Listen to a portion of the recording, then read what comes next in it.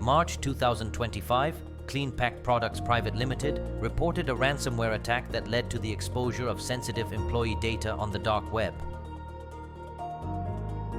The attackers had infiltrated company servers, encrypted critical files, and exfiltrated data before the system was restored from backups.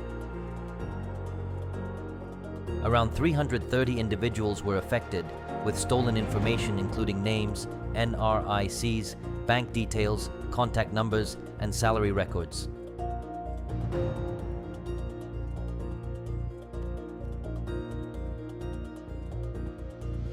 Investigations revealed significant gaps in the company's cybersecurity practices. There were no procedures for decommissioning old IT assets or deleting legacy data, leaving personal records stored on unsecured servers. The organization also lacked a strong password policy and failed to document reviews for firewall rules or software patching. Instead of imposing a fine, the PDPC accepted a voluntary undertaking from Kleen-Pak to overhaul its cybersecurity and data protection framework.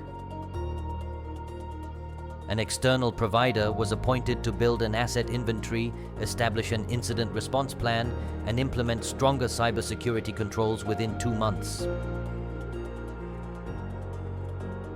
So, what are the important takeaways? Organizations must maintain a complete inventory of both data and IT assets to ensure sensitive information is properly managed and deleted when no longer needed. Cybersecurity policies must include regular patching, firewall reviews, and strong password standards to prevent exploitation. An incident response plan should be in place so that ransomware or data breaches are contained swiftly and effectively.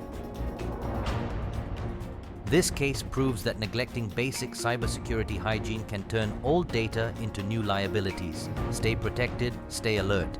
Join us next time on Tales from the Cyberspace.